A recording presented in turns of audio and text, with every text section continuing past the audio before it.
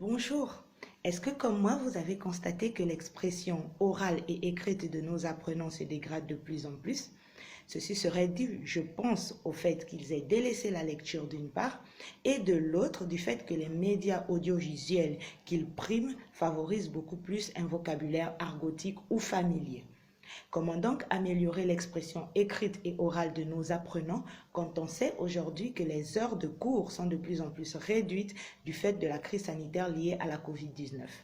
La méthode que je propose est l'interface interculturalité-intermédialité à travers le médecin malgré lui de Molière.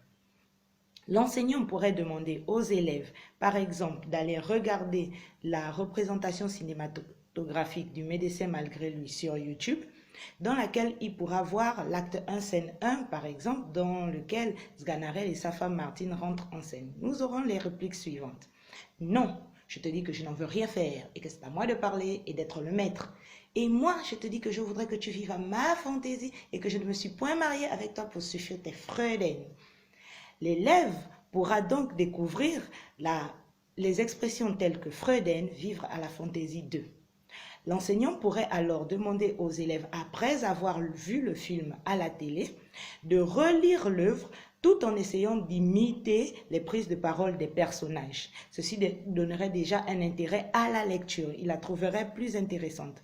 Après, dans le cadre d'une évaluation, il pourrait constituer des groupes, là ce serait maintenant en présentiel, dans lesquels il demandera aux élèves de venir jouer la pièce de théâtre.